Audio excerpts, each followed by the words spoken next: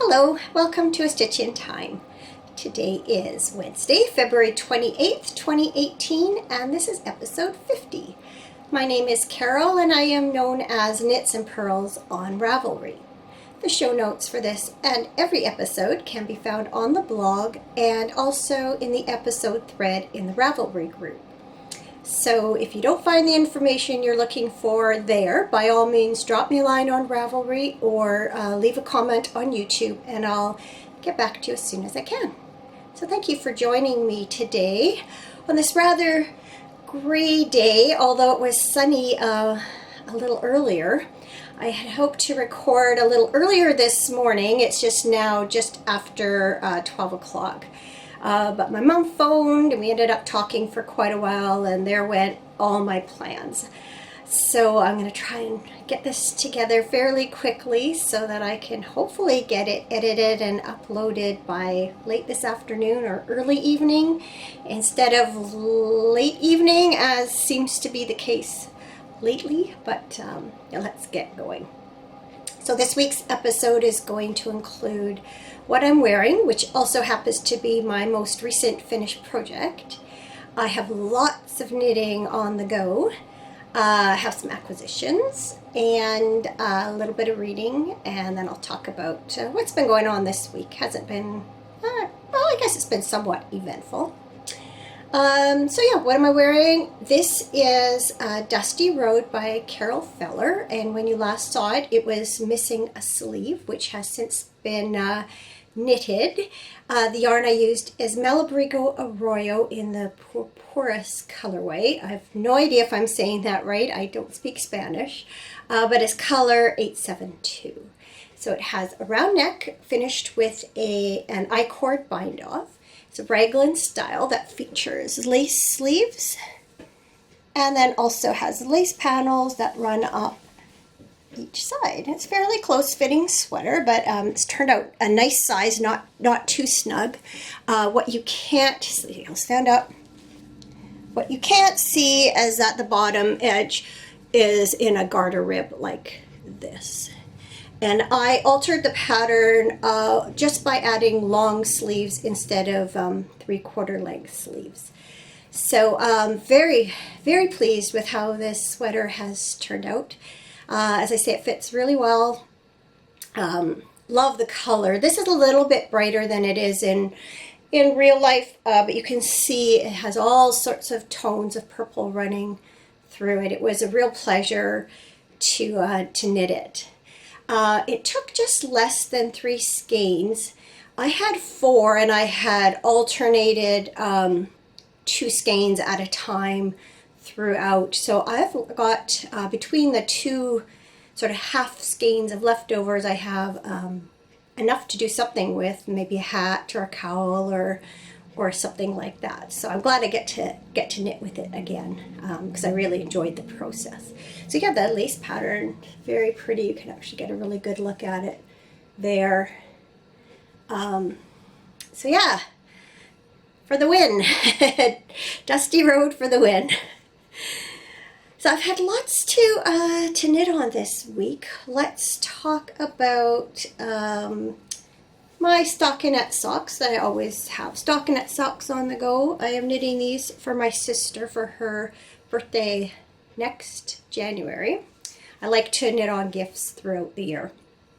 So this has been knit in Opal Hundertwasser's yarn, color 2106, and it translates to rain on a rainy day, and it's based on this painting here.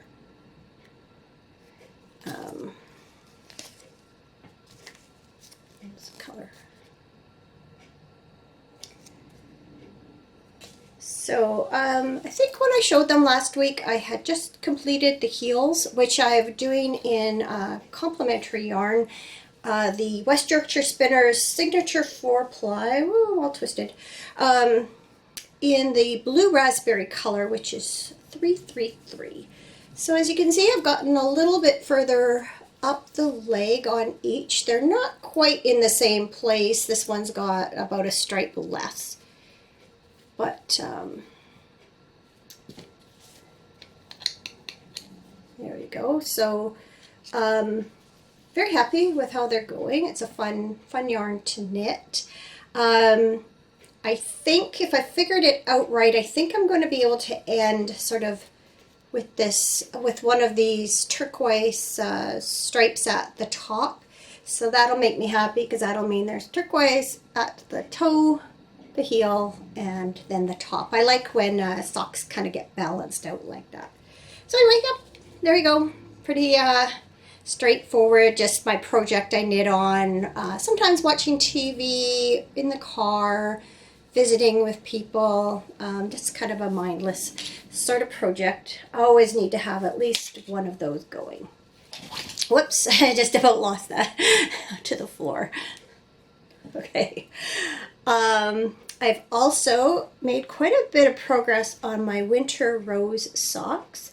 This is a pattern by Helen Stewart. It's the first project in the Handmade Sock Society club this year.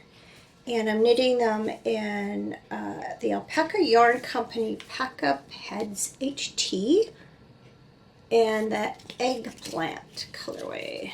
It's color 627.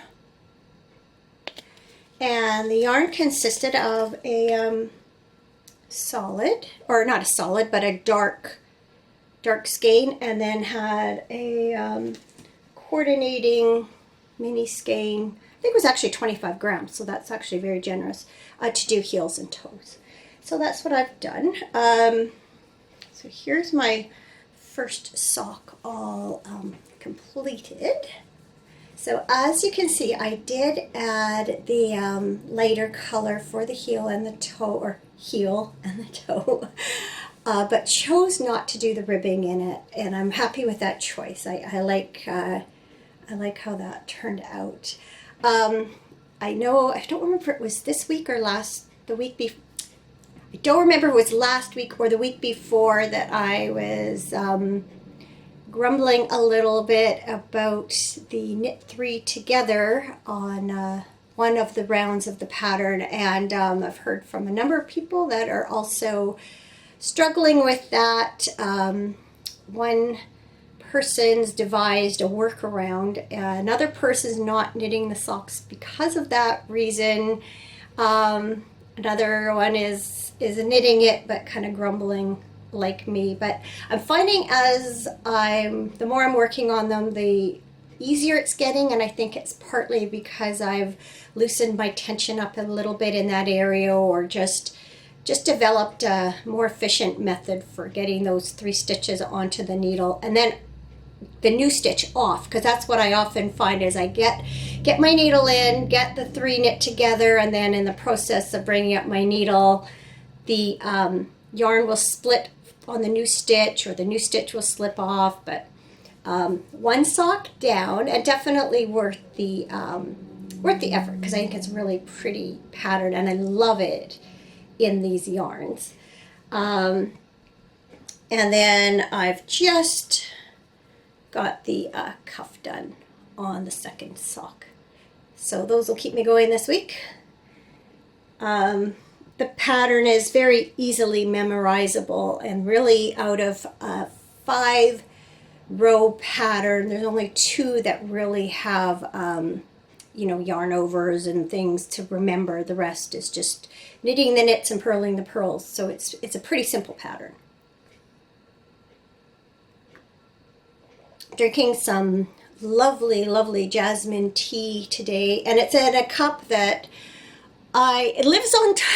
this cup lives on the top shelf of my kitchen cupboard, that with the other cups that never get used, and I spotted it the other day.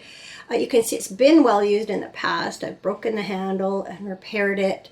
I don't remember where I got it, but I've always loved this cup, and it's kind of fun to pull it out and use it again.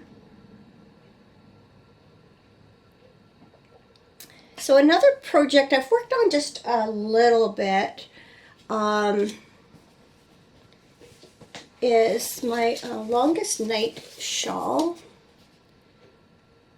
by my friend Lori Law of Oceanwood Knits.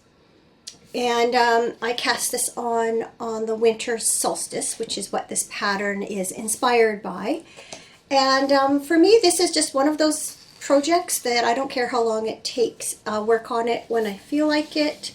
And it's huge, as you can see, so it's going to be a long time going anyway, and I'm just going to enjoy the process and not put any sort of you should knit pressure on me on that one.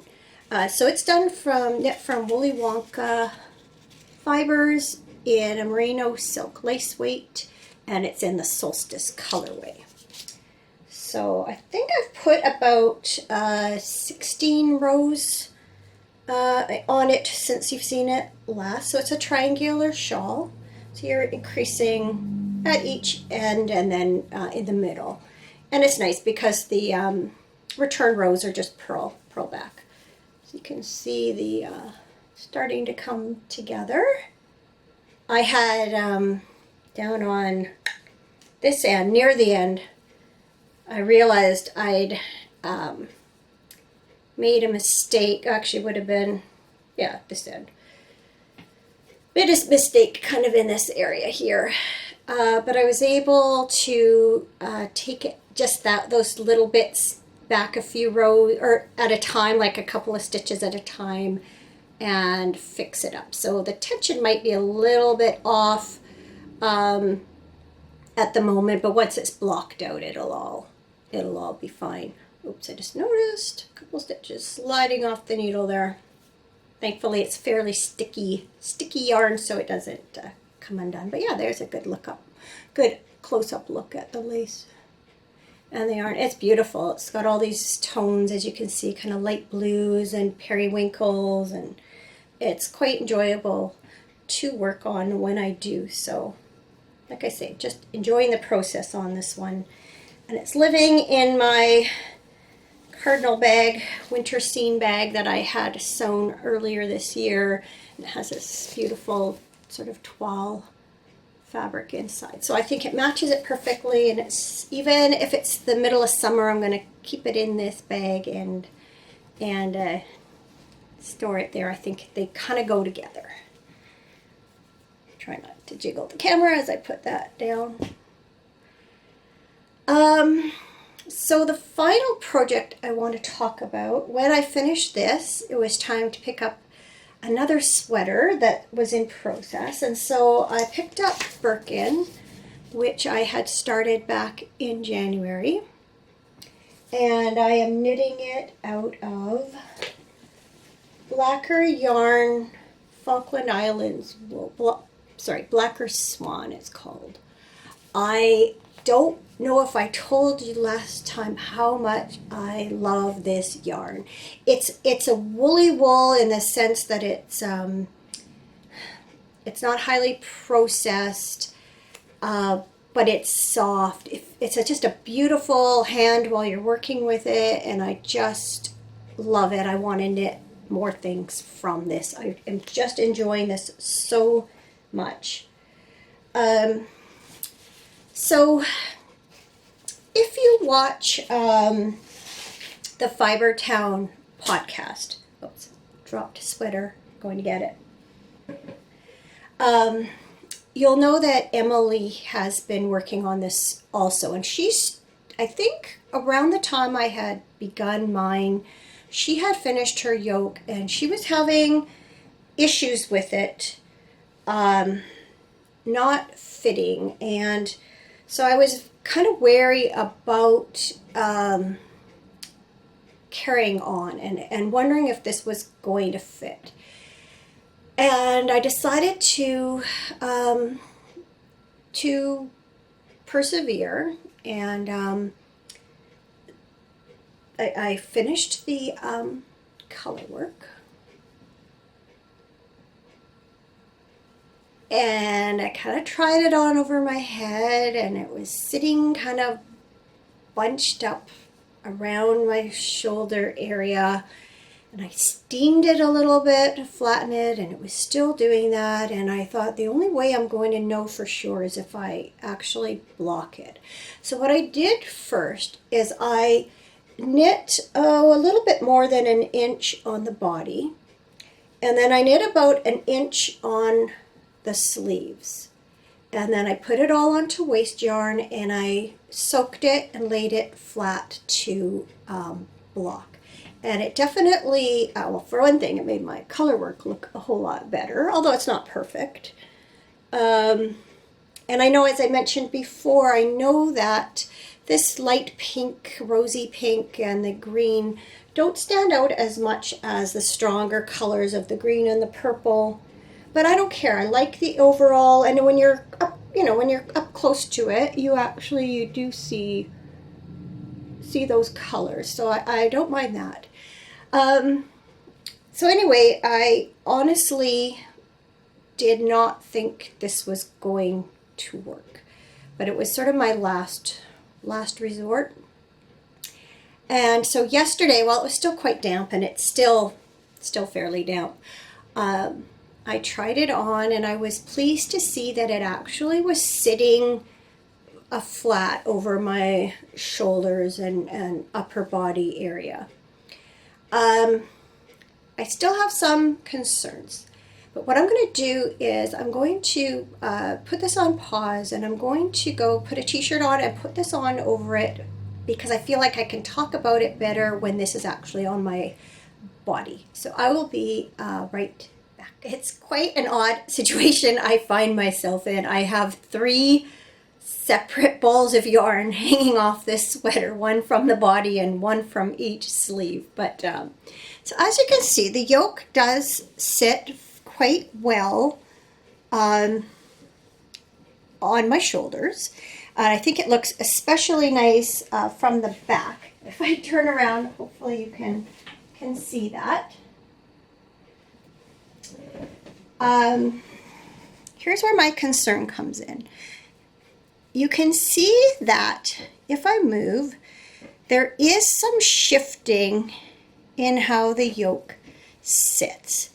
And first I thought that perhaps it was because the yoke itself was too long, and so the sleeves were, the underarms were sitting too low, and therefore affecting the way that the yoke sits. But they're actually not. My underarms are sitting right where they should be.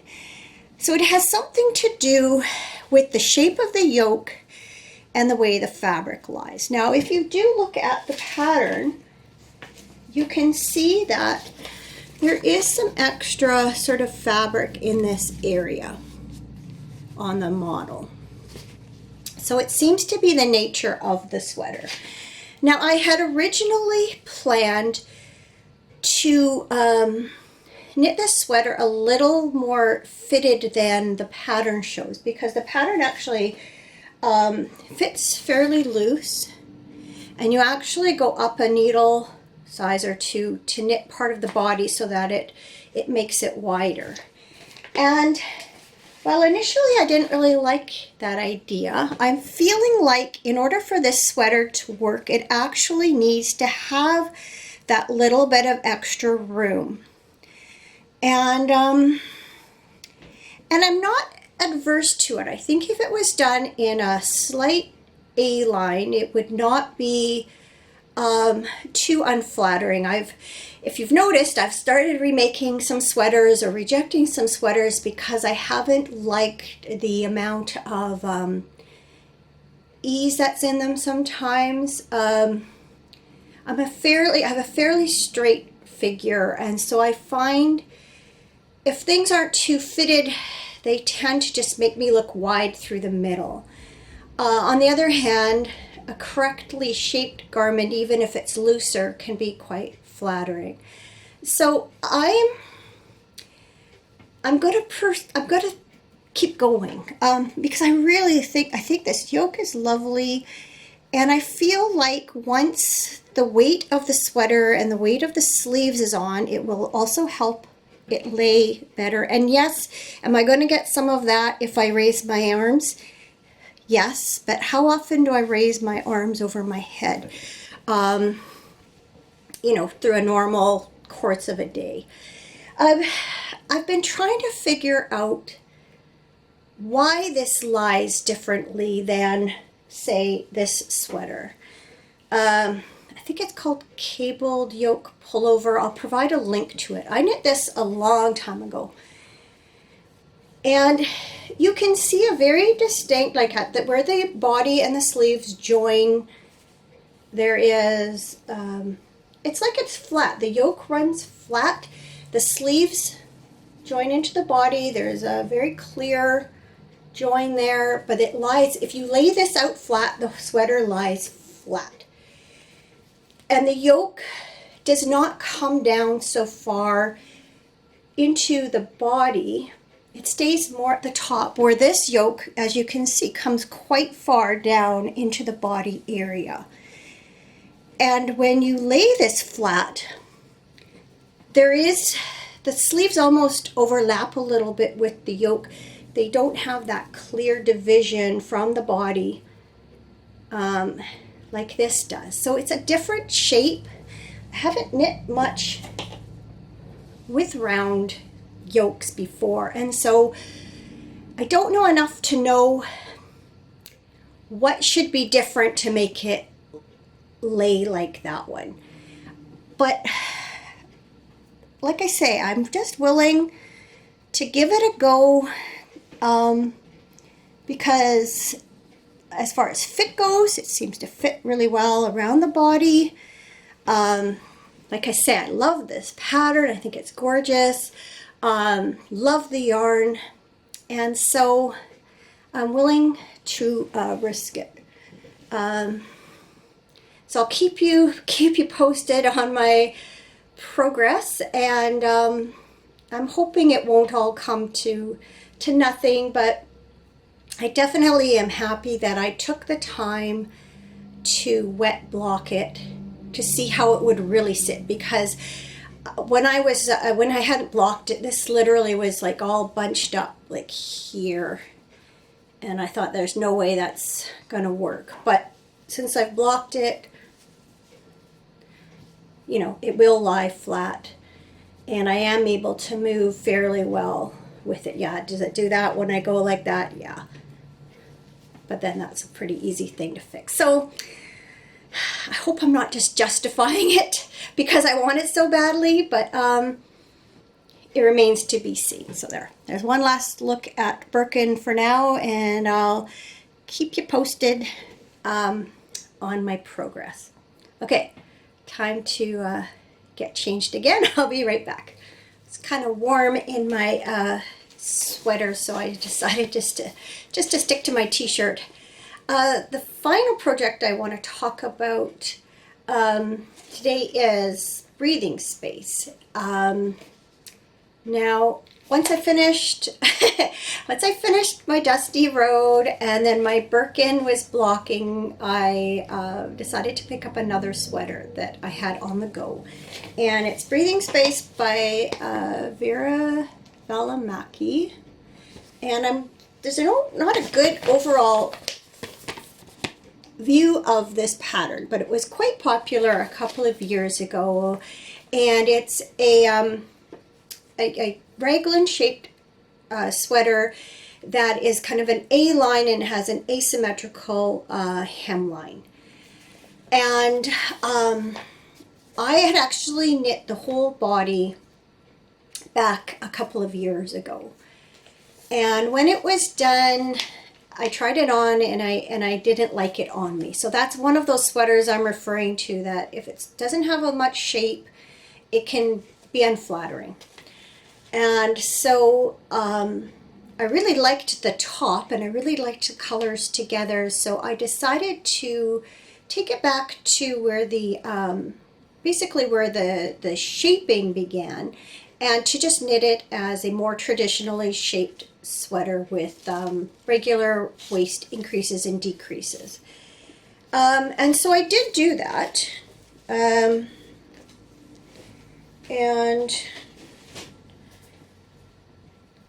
let's see, I got partway into the waist decreases. So the yarns, I should tell you, the yarns I'm using are Tosh Merino Light I wrote them down here. Night Bloom and Onyx. So I do like a lot of things about this sweater. So yesterday or the other day I picked it up and I worked about, whoops, the yarn's pulling here. I did work from where that stitch marker is right to where I am now, so a good couple of inches. But then last night I was trying to figure out how much to knit before beginning the waist increases, and I tried it on and I was comparing it to my Gabbro, which I just sort of redid. You would have seen that a couple of episodes or last episode. And it's the same yarn, same similar style, raglan shaped. And I realized that this one was quite a bit smaller than the Gabbro was. And I know part of it is that I've put weight on since I initially began this. And so probably if I was going to start it over again, I'd do it in a size up. But as I had it on me and I thought, yeah, maybe I'll lose some weight and maybe it'll look fine. But it just felt too fitted. It's a fine line between fitted and too tight. And I decided I just am better off just taking it out. I'll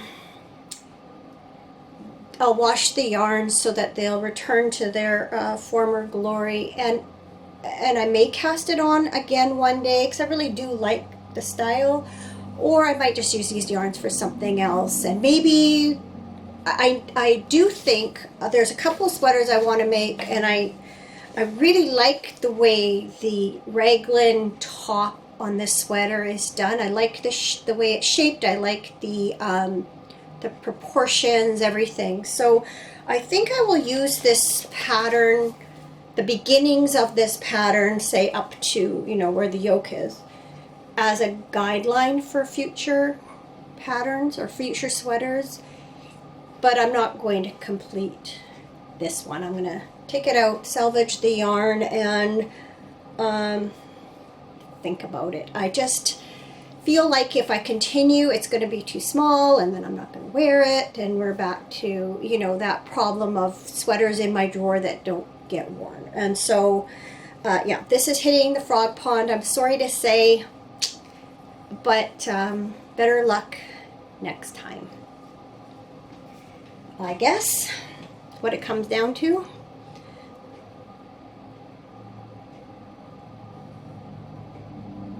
So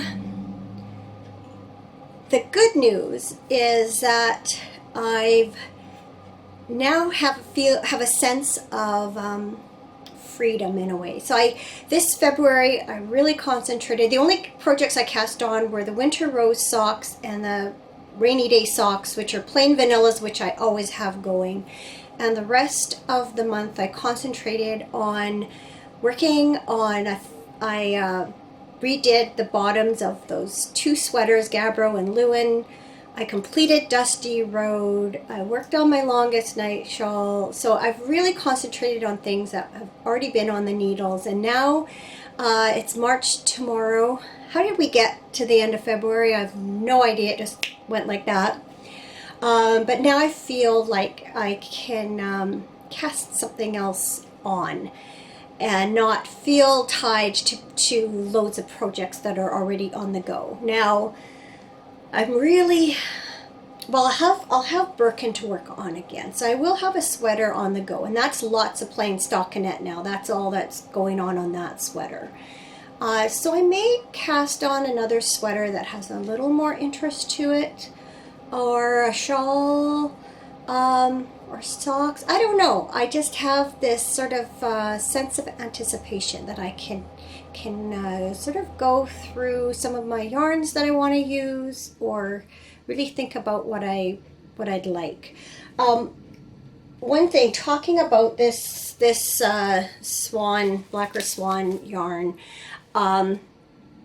there's a pattern called I think it's Angelus Novellus which is a DK weight sweater.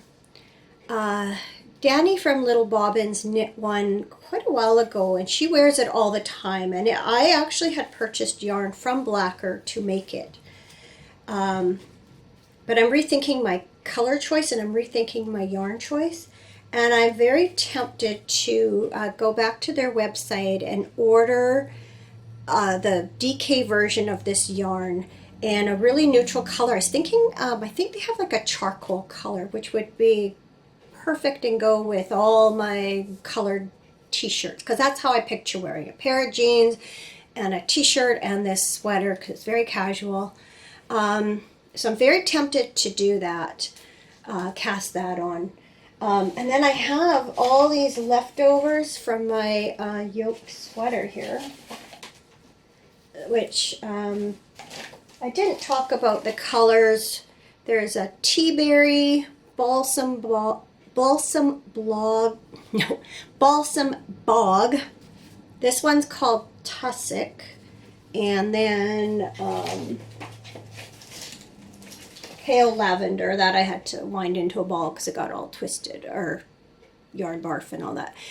So I'm thinking, because I have lots of this left, what I might do is order a few more solids or more colors in this yarn, and some more neutral of some sort, and then I would have some on hand to do another color work project. So that's would make it worthwhile placing an order. I know the Woolly Thistle carries a lot of the Blacker yarns, but it's actually less expensive for me to order it from the UK and pay the exchange and pay the shipping from there than it is to order from the United States, which seems crazy because it's a whole lot closer, but that's the reality. But yeah, I just love this yarn so much. So I've done a little bit of reading this week. I started the next Agatha Christie book, Appointment with Death. It's a Hercule Poirot book. It opens in Jerusalem with him looking out at the night sky and overhearing two people sort of plotting a murder in general terms.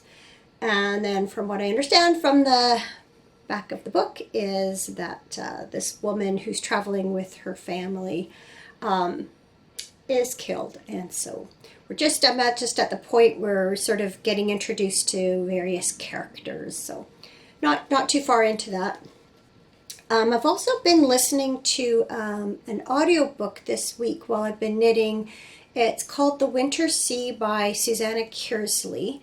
And I believe, I have listened to one of her books, at least one, maybe two, prior to this. I think the one I read before or listened to before is called The Rose Garden. And I believe that all or most of her books sort of have an overlap between the past and the present. So I know in The Rose Garden, there were it went back and forth between modern times and the past, and they were kind of overlapped. And in this case, the story is about a historical fiction writer, romance writer, who goes to Scotland, rents a cottage near this old castle where she's setting her novel. And she's dreaming various scenes and waking up and writing them into her novel, but what she's learning is things that she had no way of knowing. She is learning from her dreams. So for instance, in one of the scenes, two characters take a walk along the shoreline and they see this geological formation. It's like a hole in the rock and the water comes through. And even though she's never actually seen it before, when she is shown it in real life, she recognizes it from her dreams. So interesting. I'm enjoying it so far. There's a couple of very intriguing Scottish brothers that are, I think, kind of vying for her affection. And so that makes it interesting. Yeah, it's just one of those books that's pure pleasure. Just read it for pleasure. No, doesn't have to be deeper than that. And apparently, from what I saw just when I was doing show notes earlier, I think this is the first book in a series. I think there's only one more that's related to the same place, and I'm guessing the same characters, but I don't know. So I'll have to look that one up after I finish this book. So I told you I had some acquisitions this week. I don't usually shop on impulse. I'm pretty good about that. But I got a email from Sweet Georgia Yarns to say they were having their annual, they call it Misadventures and Die Pot Surprises sale.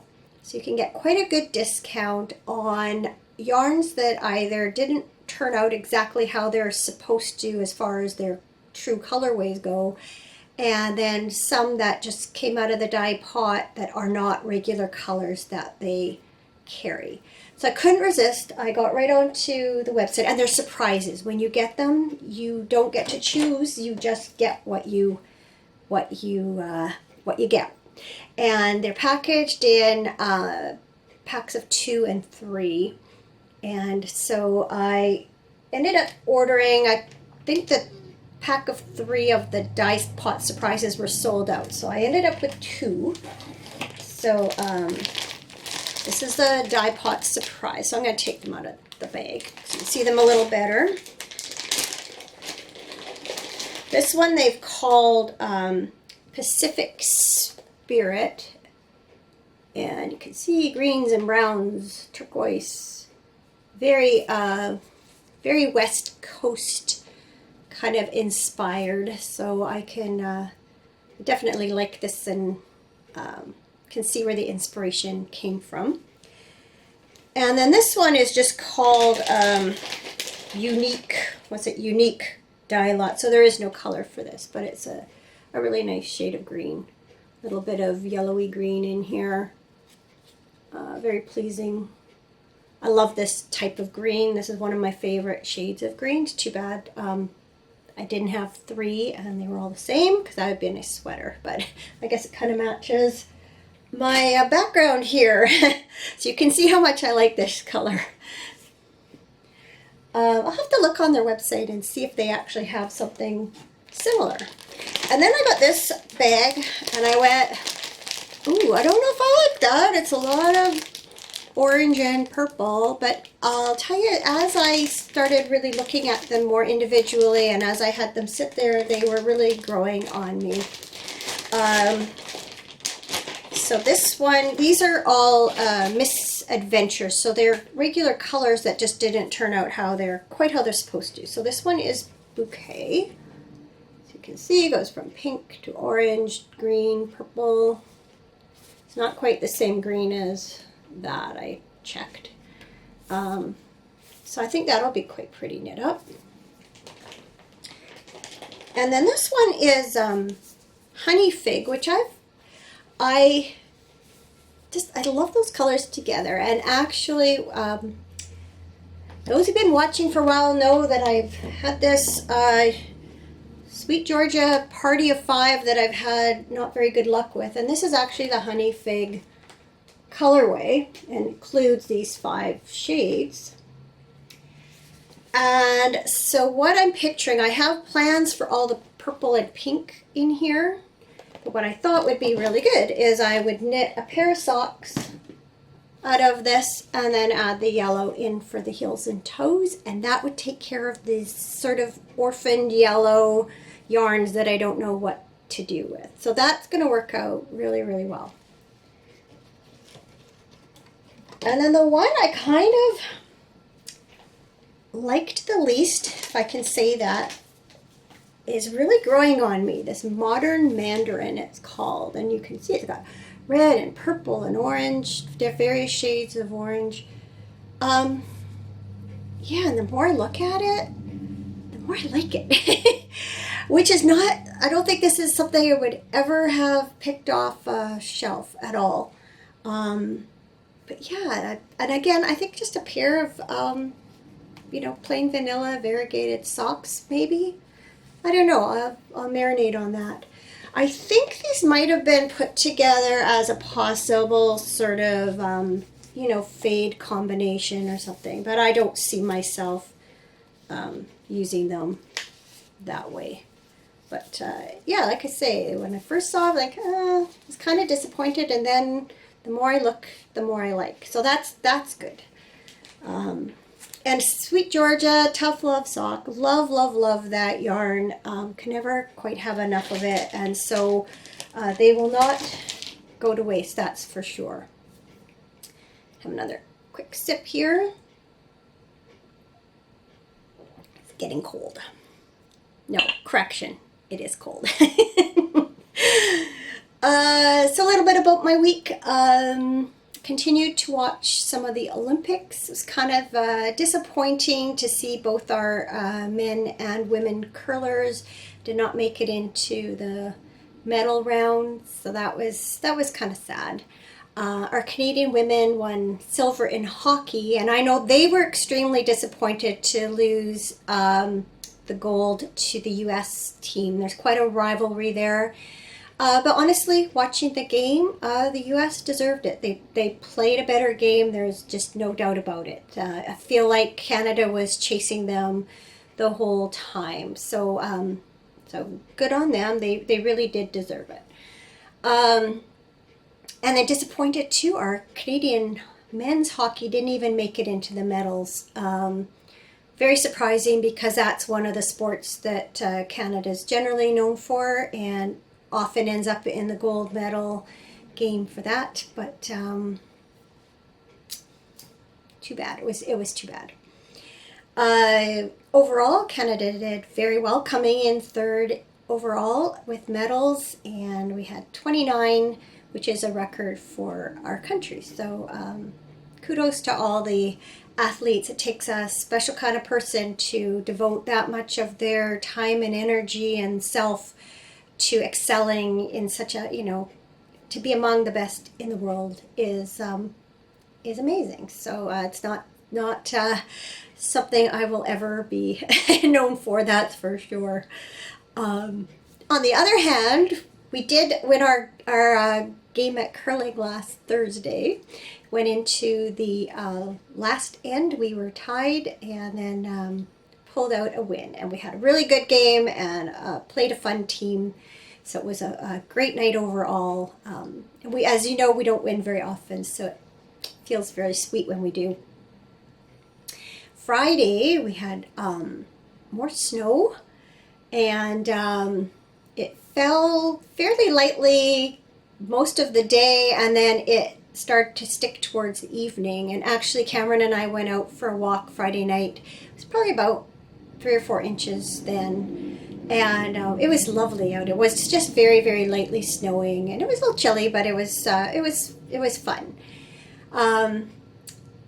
And then surprisingly woke up in the morning to a good 4 more inches more. So we had about 8 or 9 inches overall.